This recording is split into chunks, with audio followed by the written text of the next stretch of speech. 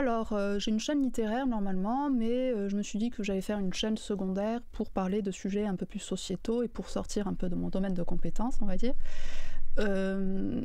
Parce que ça fait un petit moment qu'on me pose des questions sur tel sujet ou tel sujet, et je me suis dit que bon, après tout, je pouvais bien essayer, même si je n'étais pas très à l'aise avec l'idée. Donc le premier sujet que j'ai envie d'aborder, c'est celui de Judith Godrèche. Comme vous savez, récemment, elle a parlé de sa relation avec un réalisateur alors qu'elle avait que lui avait 39 ans et elle en avait 14. Et on parle du coup du MeToo du cinéma français. Donc, je crois que c'est pas la première affaire où on parle du MeToo du cinéma français. Mais ce que je trouve assez intéressant en fait dans le traitement de cette affaire, c'est que les médias, plus à droite on va dire, on voyait qu'avec MeToo, il y a eu une sorte de déstabilisation de la domination masculine, et que si c'était quelque chose qui était accepté avec les premières affaires qui sortaient, parce que c'était nouveau, et ça l'est de moins en moins, et on entend de plus en plus souvent des arguments qu'on entend assez régulièrement, qu'on pourrait entendre dans le bar PMU du coin si on voulait, qui sont les arguments du patriarcat, qui sont les arguments contre justement une sorte de posture victimaire qu'auraient les femmes dans le milieu du cinéma ou dans d'autres milieux, qui aimeraient en fait qui se complairaient dans cette posture victimaire pour on ne sait pas trop quoi en fait, pour castrer symboliquement, je pense, l'homme blanc de plus de 50 ans. Et donc, cet extrait est pour moi vraiment parlant, celui que j'ai choisi. On y voit Charles Consigny, c'est sur le plateau des Grandes Gueules. Charles Consigny, ce qui est précisé dans les commentaires de la vidéo, c'est que c'est le neveu par alliance, ou en tout cas l'ancien neveu par alliance de Jacot, qui est donc le réalisateur mis en cause. Donc, pour le conflit d'intérêts et pour, on va dire, l'indépendance de son avis, est vraiment assuré, quoi. Et voilà, donc trêve de bavardage, on va voir ce que ça donne. Alexandra Lamy mélange tout. Elle dit, elle met tout le monde dans le même sac. Elle dit, ce sont des violeurs. Bon, comme ça, on est tranquille. Hein, on n'a qu'à leur mettre à tous 20 ans de tôle, et puis on n'aura pas eu besoin de se fatiguer plus que ça. En l'occurrence, Benoît Jacot, il n'est pas accusé de viol par Judith Godrèche. Donc le mettre comme ça dans un package en disant ce sont des violeurs, je trouve ça un peu gonflé. Moi, je refuse le terrorisme intellectuel sur ces sujets. Donc je trouve la parole d'Annie Dupéret bienvenue. Tu dénonces un excès par un autre excès en parlant de terrorisme intellectuel. Déjà là, on peut remarquer que Consigny dit que Jacot n'a pas été accusé de viol, sauf qu'il a eu des relations avec un mineur de moins de 15 ans, ce qui est, je crois, considéré comme un viol, puisque la majorité sexuelle sert à ça, justement. Voilà, donc déjà, je trouve que c'est... peut-être que ça n'était pas le cas au moment des faits, mais aujourd'hui, ça l'est. Un adulte, un majeur, ne peut pas coucher avec quelqu'un de moins de 15 ans, sinon il sera accusé de viol. C'est des sujets sur lesquels on n'a pas le droit d'être en désaccord avec le name and shame MeToo. Tu es avocat, on voit bien la parole des victimes présumées que tu reçois aussi dans ton cabinet, elle est importante. Elles sont pas victimes présumées. Elles racontent un vécu. Elles sont plaignantes. Ouais, elles rapportent une version des faits. Leur parole n'est pas sacrée. Leur parole n'est pas sacrée. Leur parole demande des vérifications, une enquête. Ça dure en général plusieurs années. Donc leur parole n'est pas sacrée. Et donc moi, je m'inquiète d'un climat médiatique où, par exemple, quand Annie Dupéret, mais avant elle, il y a eu Catherine Deneuve, il y a eu un certain nombre de personnes, dit, écoutez, moi je trouve ça bizarre, et notamment 6 ans ensemble, il y a peut-être quand même un petit bout de consentement quelque part. Moi, je m'inquiète de voir le système médiatique, comme un seul homme, se tomber sur la personne qui a cette parole dissonante. Donc là, on voit qu'il y a un inversement total, justement, de... Consigny finalement dit que le statut de victime serait le statut le plus envié, le totem d'immunité, quoi. Sauf que ce qu'il fait justement, c'est renverser l'accusation finalement, qui a l'air d'être la victime dans son propos, c'est plutôt l'accusé qui est face à une meute et voilà, quoi.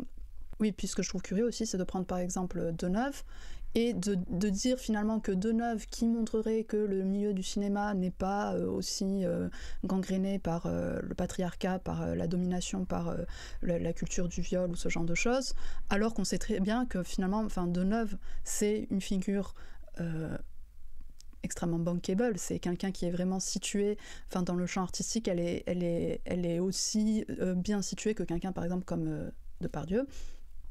Et donc, bien sûr qu'un cinéaste ne va jamais aller lui mettre une main au cul alors qu'il le ferait avec peut-être une figurante ou avec une jeune actrice qui débute.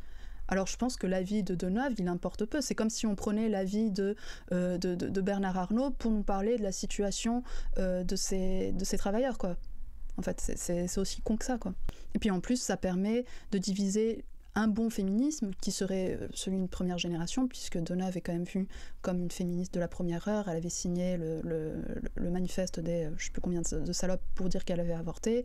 Elle avait fait des choix cinématographiques qui étaient vus quand même, je pense à Buñuel par exemple, qui étaient vus comme des choix anti-bourgeois peut-être à l'époque, qui étaient pour l'émancipation de la femme.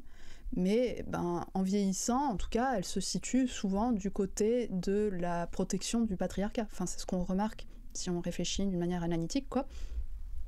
Donc, c'est toujours ce truc de prendre justement ce genre d'exemple pour dire « Ah, mais tel féministe n'est pas d'accord, donc ce serait peut-être maintenant une chasse aux sorcières, peut-être qu'on se serait fait... » En plus, Deneuve, c'est le cinéma à la française, donc, et comme eux ont toujours peur d'une américanisation de ce genre de problématique, moi, je pense qu'il y a un peu de ça, quoi.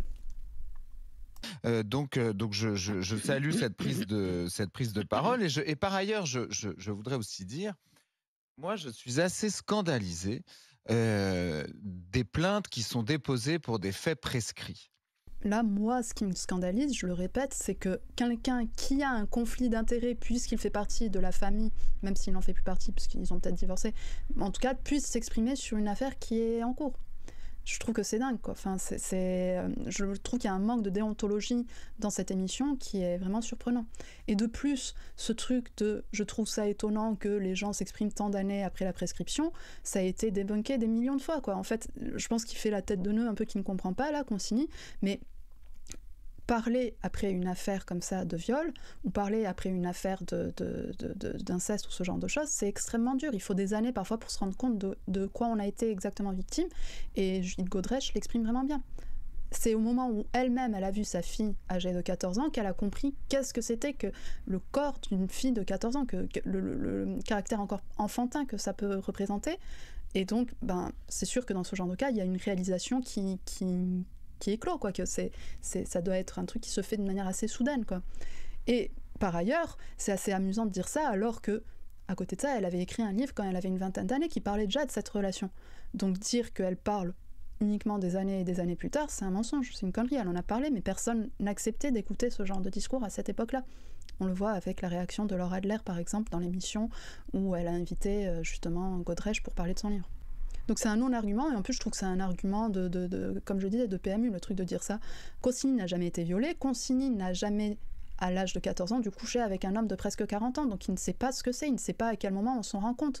Forcément, quand on fait quelque chose comme ça et que les lignes de consentement sont floues, sont grises, peut-être qu'il y a aussi une histoire de honte, de déni. Enfin, les mécanismes psychologiques qui sont à l'œuvre sont extrêmement complexes. Donc les ramener comme ça à des trucs de bon sens ou de je ne sais quoi, je trouve que c'est assez fallacieux, quoi.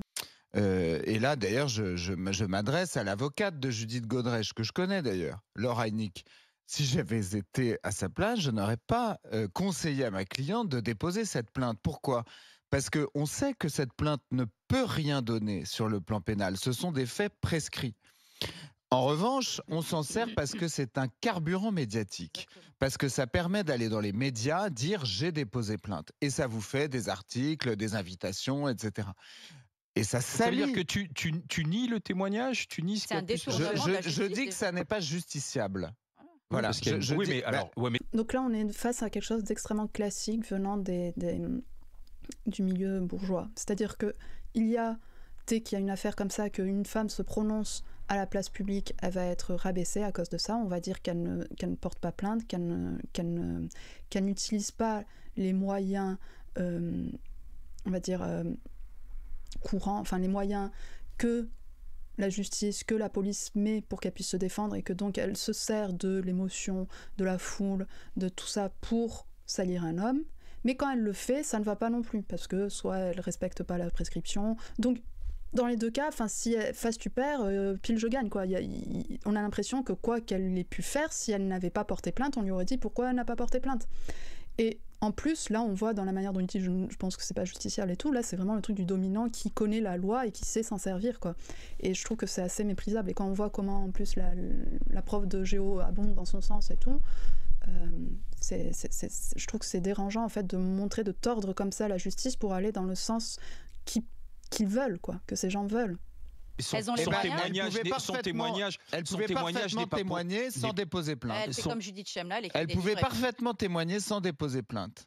La dimension de la plainte donne donc à la chose... ce qu'elle raconte est nul et non avenu. Non, je dis que ça n'est. Je dis qu'à partir du moment où c'est prescrit, on n'a pas à déposer une plainte pour ça, parce que je trouve que ça ne met pas la personne visée par la plainte en position de se défendre, puisque ce sont de toute façon des faits prescrits.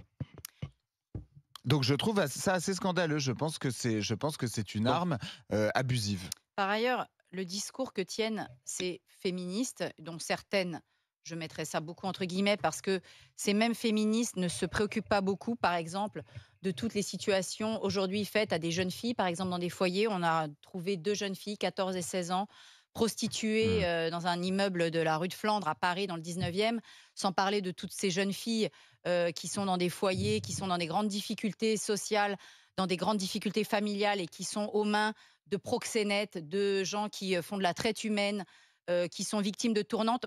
Donc discours habituel de la droite, encore une fois, les mauvaises féministes qui sont là finalement que pour attaquer les blancs dominants, alors que derrière, dans la France des quartiers, parce qu'on sent que c'est ça derrière, des pauvres femmes subissent des tournantes et tout ça. Mais là, c'est exactement pareil en fait que pour le voile, par exemple, on voit que certains journaux font une fixette sur le voile en Iran, en disant oui, elles se libèrent et tout, et en même temps forcent aussi les jeunes filles à s'habiller comme eux le souhaitent dans les lycées, quoi. Donc on voit que finalement le féminisme est tordu pour aller dans le sens qu'ils veulent, et le sens qu'ils veulent, c'est celui de mater ces terres, parce qu'elle a écrit en plus un essai sur les républiques, les zones perdues de la République. Donc moi je pense que c'est ça qu'elle essaye de montrer, de déplacer le curseur pour ne pas viser le milieu auquel elle appartient, mais plutôt viser cette France qui serait ensauvagée, quoi. Je les entends pas, toutes ces femmes de Saint-Germain-des-Prés, elles se préoccupent pas beaucoup de ces femmes victimes de violences, de ces enfants victimes de violences, et qui, elles, excusez-moi, je rejoins Charles, ne sont pas du tout consentantes. Et là, j'ai envie de dire, qu'est-ce qu'elle fait, elle, pour justement aller aider ces gens qui sont victimes de violences sexuelles? Je suis pas sûre qu'elle fasse énormément de choses, et je pense qu'en fait, ce qu'ils comprennent pas, ces gens, c'est que c'est la même chose un peu partout, c'est que dans ces milieux, que ce soit l'emprise, que ce soit la manière dont l'entourage, dont les personnes qui sont au courant réagissent, serait le même à peu près dans tous les milieux. Les gens s'unissent auprès de l'agresseur en général et ostracisent la personne accusée. Et ce qu'ils ne comprennent pas, c'est que finalement, ce plateau fait exactement cette chose à une échelle micro, alors que ça se passe à l'échelle macro dans tous les endroits dont elle parle. Il n'y a pas dans des quartiers, de toute façon, les gens n'agressent pas plus les femmes qu'ils le font, que les cols blancs le font. Sauf qu'on voit là que finalement, en voulant déplacer le débat, eux-mêmes empêchent la parole de la femme de se faire, quoi. Et surtout, je pense que Judith Godrèche, en parlant, peut aider d'autres femmes qui font partie du milieu du cinéma ou non, de te parler. Pour Jaco, par exemple, il est possible qu'il ait fait ça aussi avec des figurantes. Et quand c'est une voix comme ça qui peut porter vraiment, ça aide, ça ouvre la voie. C'est ça le but de MeToo à la base, quoi. Godrèche et d'autres, elles étaient sous emprise. Elles ont été victimes d'hommes manipulateurs. Pour moi, Benoît Jacot, Doyon, tous ces hommes qui ont 35 ans et couchent avec des gamines de 14-15 ans, pour moi, c'est des pédophiles. Donc, à ce titre, je n'ai aucun respect pour ces hommes-là, déjà en soi. Maintenant, ils ont manipulé ces jeunes filles, Mais moi, je pose juste une question. Non, mais tu vois, tu les Non, traites mais- de pédophiles Oui, alors mais- que Charles ne Bah, voulait non, pas mais qu'on c'est les des- traite de violeurs. Non, tu non, vois. Moi, je veux pas qu'on les traite de pédophiles Non, non, attends, plus. attends. Hein. C'est des pédophiles parce que pour Moi, je moi, trouve un pas homme, Être un homme pédophile, adulte. c'est criminel Mais oui, mais d'être c'est pédophile. prescrit là. Je C'est suis pas des désolée. pédophiles. Non, mais pour moi, tu as 40 ans et tu couches avec une gamine. Donc là aussi le truc de c'est prescrit. Si c'était un meurtre ou quelque chose comme ça, jamais elle dirait ça. Si un meurtrier est un meurtrier, et que ce soit prescrit ou non, il reste un meurtrier. Et donc là, ce que je comprends pas, c'est tout son discours avant, où on a l'impression qu'elle critique finalement Godrèche de s'être exprimée pour accuser Jaco de pédophilie. Donc on comprend pas. Enfin, c'est normal qu'elle s'exprime dans ce cas-là, quoi. Enfin, De 14 ans. Je crois qu'en Excuse-moi. réalité, elle avait 15 ans. Oui, mais Godrèche. 14 Oui, ou bien 15 ans, sûr. pour moi, c'est la même chose. Bah non, Excuse-moi. sur le plan du droit, Alors c'est pas la là-dessus- même chose en Là-dessus, l'occurrence. excuse-moi, Charles, ayant moi une fille, je peux te dire qu'à 15 ans, ma fille. donc c'est encore ce que je disais sur Consigny, qui utilise le droit pour blanchir la personne qui fait partie de sa famille. Et c'est ça, c'est souvent ces gens-là, les gens qui font partie de la classe bourgeoise, connaissent ces règles, connaissent les lois et peuvent s'en servir pour faire des choses qu'on pourrait qualifier d'immorales, quoi. Que ce soit pour le droit du travail ou d'autres choses du même style, enfin dans d'autres domaines, quoi. Sera une enfant. Et il n'est pas arrivé le majeur de 30 ans qui lui met la main dessus parce qu'il va me trouver sur la Oui, route mais et moi tu et son sauras, père. Barbara, Non, pardon de mais te je sais dire que le droit, soi-disant, oui, j'en ai rien à. Donc là, c'est rigolo parce que justement, elle, en accusant les parents, ce qu'elle fait, encore une fois, ce qui est rigolo, c'est que c'est un argument qui pourrait sembler puritain comme ça. Quand je pense par exemple à South Park ou aux Simpsons, c'est souvent la femme du pasteur qui a ce genre de discours qui dit « Oh non, que fait-on des enfants A-t-on pensé aux enfants ?» ou ce genre de choses. Et donc, que font les parents derrière? Et je pense que c'est une manière en fait où elle nous met dans une situation où on est inconfortable, puisque c'est vrai qu'on se dirait oui, c'est vrai, que faisaient les parents, ça nous met dans le truc ah oui, post 68 art et gna gna gna et tout, et sauf que je pense qu'en faisant ça, elle nie tout ce que c'est que l'emprise ou la manipulation. Que moi je suis pas dans le cas, enfin je connais pas le cas précis de Godrèche. Je crois que sa mère était partie quand elle était très jeune, qu'elle vivait seulement avec son père. Donc déjà, il faut savoir, c'est ce que expliquait Springora dans son livre, c'est que les prédateurs comme Matzneff, parce que Springora c'était Matzneff, visent ce genre de famille qui ne fonctionne pas d'une manière normale, on va dire entre guillemets, c'est-à-dire où il peut y avoir un seul parent, ou quelqu'un qui travaille beaucoup, ou ce genre de choses, une famille qui peut avoir un terrain un peu fragilisé pour pouvoir profiter comme ça de... Enfin, c'est quelque chose qui se fait comme ça, et c'est une emprise de séduction qui peut aussi toucher la famille. Ses parents ont peut-être cru dans un premier temps que c'était... pour l'art, quoi, que c'était que ça, leur fille allait enfin réussir à faire ce qu'elle voulait, allait enfin devenir célèbre, ce genre de choses. Donc on peut comprendre, enfin je veux dire, c'est explicable, il faudrait le contexte précis, donc là peut-être que j'extrapole, mais ce que je veux dire c'est que l'argument de que faisaient les parents, c'est un argument facile, quoi. Elle n'est pas dans leur cas. Et la preuve, enfin ce que je veux dire c'est qu'il y a quand même, je crois, près de 10%, 5 à 10% des enfants qui subissent des violences sexuelles. Ce serait facile de dire à chaque fois que font les parents. Là, elle dit oui, si le moindre homme s'approchait de ma fille, elle verrait, et mon mari aussi, mais ça peut être... Qu'est-ce qu'elle dirait si c'était son propre frère à elle? Qu'est-ce qu'elle dirait si c'est son père ou son oncle ou ce genre de choses? Le problème, c'est c'est nier tout un système en fait qui se passe par la manipulation, par le déni, par plein de mécanismes comme ça qu'on ne peut pas simplifier. Et donc eux, ils les simplifient justement pour se mettre dans le cas des gens qui protégeraient leurs enfants, dans le camp du bien. C'est eux souvent en plus qui parlent du camp du bien et de la bien-pensance, mais finalement c'est ce qu'elle fait là. Elle se met ça pour se montrer comme une bonne mère qui, elle, protégerait sa fille, quoi. Ce que n'auraient pas fait les parents de Godrèche. Et c'est une manière en fait de ne pas voir que ce genre de choses peut arriver dans n'importe quel milieu. Pardon de te dire qu'à 15 moi, ans, à partir de 15 ans, Oui. on peut être consentant ayant été moi-même dans un rapport sexuel avec un majeur. Je vais te dire, j'ai eu 15 ans, je suis une fille, et j'ai eu 15 ans, et à 15 ans, j'étais pas du tout en situation d'avoir la moindre maturité, et j'aurais pu être victime si, et c'est là que j'en viens à ça, si j'avais... excusez-moi, elle n'avait pas des parents, Judith Godrèche. Oui, Je ne comprends même pas comment des les parents parents... l'accompagnaient sur le tournage. Ben voilà. Alors, Ouais. comment des parents ont trouvé... Mais ça devait être des 68 arts qui devaient trouver ça tellement Oui. transgressif et machin. Donc, excusez-moi, déjà, Mais c'est Judith une autre Godrèche... époque, c'est les années Oui, ben, je 80. m'en fous de l'époque, excuse-moi, non, parce qu'il y a en 68 et en 80 et en 90, il y avait des gens qui considéraient pas que leurs enfants pouvaient être des proies pour des soi-disant artistes, des Jaco, des Doyon, des je ne sais quoi. Non, mais excuse-moi, c'est pas non plus des grands génies, hein, ils ont fait des films, bon voilà. Je pense pas que ni Jaco ni Doyon restent. Donc là, on a envie de demander qu'en est-il si c'était Polanski ou un autre, enfin, c'est totalement con de prendre l'argument de la qualité artistique de l'auteur pour savoir si... Enfin, c'est quoi le truc, quoi, d'amoindrir si jamais ils étaient vraiment talentueux. Et puis pour revenir sur le truc de 68 Arts, c'est une manière détournée de frapper sur la gauche, quoi. De montrer que c'est un problème, justement, plutôt un milieu plutôt libertaire. Et c'est ce que montre, enfin c'est pas faux, c'est ce que montre justement Springora, quoi. La libération sexuelle a beaucoup profité à des prédateurs.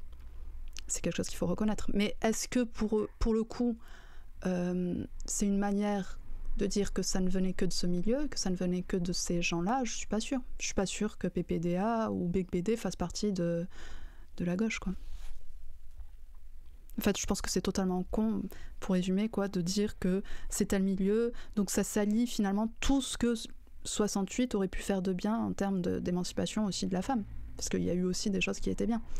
Puisqu'il y a eu des dérives, on jette le bébé avec l'eau du bain et ces gens-là n'aimaient pas déjà tout ça. Je pense pas que cette femme est une fervente féministe, quoi. Donc c'est se servir de ça pour critiquer justement quelque chose qu'elle juge mal. Pas Scorsese ni Fellini. Donc je ne comprends pas que ses parents aient laissé cette fille tomber entre les mains d'hommes qui les ont manipulés. Ce qui est important, c'est aujourd'hui la femme qu'elle est, ce qu'elle ressent. Oui, non, mais aujourd'hui, la femme qu'elle est, mais qu'elle s'en prenne déjà à ses parents. Oui. Ses parents ne l'ont pas protégée de ce prédateur. Elle a peut-être réglé ça avec ses parents depuis. En tout cas, pour l'instant, elle règle ça avec Benoît Jacot. Et Benoît Jacot... Oui, mais d'accord, mais ce qu'elle dit, c'est aussi important pour les jeunes actrices aujourd'hui qui arrivent sur le marché. Oui, mais quand vous avez... Et là-dessus, je rejoins Charles. La libération de la parole est importante. Alors, les mots sont peut-être forts, mais c'est les mots par rapport à ce qu'elle a ressenti, elle, à cette époque. Ce qu'elle a ressenti, d'accord, mais quand d'autres femmes, par exemple, comme il a cité Deneuve, Dupéret, Béatrice Dalle, d'autres femmes disent-moi, Maïwenn disent-moi... connais pas ce genre de truc parce que je suis pas dans cette... Non, mais qu'est-ce qu'on leur dit à ces femmes? T'as pas le droit de parler, t'es une traîtresse, t'es une salope, t'es une ci, t'es une là, t'es une égocentrique. C'est pas un bon exemple. Hein. Non, mais peu importe. C'est pas un bon exemple. Mais Béatrice Dalle aussi, elle en a... très bon exemple. Elle avait 16 ans. Elle avait 16 ans. Oui, et alors, elle te dit qu'elle assume, qu'elle s'était consentant, voilà. Tu peux pas le mélanger. Et Deneuve n'a toujours pas réagi à l'histoire de... Mais Deneuve, en général, elle dit que... Je pense qu'elle se mord un peu les lèvres, en fait. Mais Deneuve, elle te dira qu'elle n'a jamais été victime. Béatrice Dalle, elle te dit, il est pas arrivé celui qui vient et qui me fait ça et jamais. Et pourtant, Béatrice... C'est totalement con, surtout que Béatrice Dalle, je crois, faisait partie des nanas qui ont dit que PPDA, justement, avait essayé de la draguer d'une manière... Enfin, je crois lui avait fait des avances, quoi. Donc, enfin, c'est n'importe quoi. Enfin, ce qu'elle dit, là, en gros, c'est qu'il y aurait des nanas qui seraient amenées à être des victimes et d'autres qui ne le seraient pas. Sauf que, comme je disais, enfin, justement, les femmes qu'elle cite, enfin, Dalle ou Deneuve, quoi, c'est quand même des nanas qui sont... Enfin, comme je disais, quoi, elles font partie de la domination, elles font partie, à présent... Enfin, comment elles pourraient remettre en question un système qui les a mis là où elles sont? Béatrice Dalle, c'est un monstre du cinéma. Personne, et Isabelle Huppert, etc. Tu crois que c'est des femmes à qui on aurait pu faire subir ça? Isabelle Huppert, elle expliquait ce qui lui était arrivé sur le tournage des Valseuses. Si tu as bien lu un peu l'article, il est un petit peu gênant aussi quand même. Quand ces femmes, elles disent que elles, ça ne leur est pas arrivé et qu'elles ne remettent pas en question, elles ne remettent pas en question ce qu'a pu vivre Godrèche, elles remettent juste en question le fait que on sorte ça de cette façon-là, on étale ça dans les médias sans qu'il y ait même de possibilité de procédure judiciaire derrière. Et qu'est-ce que font les féministes? Elles leur disent taisez-vous, vous êtes des traîtresses qui font le jeu des violeurs. Moi, ce que je comprends pas, c'est comment elle peut tenir ce discours alors que quelques minutes avant, elle a dit que c'était un pédophile, que c'était vraiment de la pédophilie. Comment elle peut se choquer plus finalement de la dénonciation que du crime, quoi? Comment elle peut accuser les féministes de dire justement bon, parlez pas, quoi. Enfin, vous qui allez dans le sens de Jacot ou de Doyon, c'est pas le moment de parler, quoi. Comment tu peux plus les accuser, ces nanas? Enfin, faut que j'arrête avec Nana, mais bon, bref. Comment tu peux plus t'énerver contre elles que contre le gars qui, à la base, a eu des relations sexuelles avec une enfant, quoi? C'est ça que je peux pas comprendre. Parce que, mon Dieu, t'arrives aux États-Unis, si. Oui, mais non, Après, je crois que le reste de la vidéo était pas super intéressant. Je regarde vers la fin. Le statut de victime est un statut valorisé. Pas dans le mien, mais dans le monde professionnel de jeu. Mais elle est pas cheminote à la SNCF, Godrèche, dernière nouvelle. Bon. Elle a passé sa vie à essayer d'y échapper justement à ce genre de vraie vie. C'est valorisé socialement. Regarde même Attal, sa séquence confession sur 7 à 8, ça a été valorisé politiquement. Springora, mais oui, sur le harcèlement qu'il a subi, etc. Ah oui, mais oui, mais aujourd'hui, on est une société, et surtout en France maintenant, de victimes. Ce sont les victimes. Pas dans les milieux populaires, Charles. Oui, mais elle n'est pas dans un milieu populaire, bordel. Oui, mais c'est ce que je suis en train de te dire. Toi, tu parles de tes milieux populaires. Moi, je te dis que dans les milieux populaires, c'est pas valorisé et que des femmes ont besoin que d'autres femmes parlent. Et moi, je te le dis, c'est comme ça que ça se passe. Parce que tu crois que les femmes des milieux populaires, elles se sentent représentées par Juliette Godrèche. En fait, là, ce qu'ils font, c'est oublier ce que représentait un viol, ce que représentait l'inceste, ou ce genre de choses, il y a quelques années encore.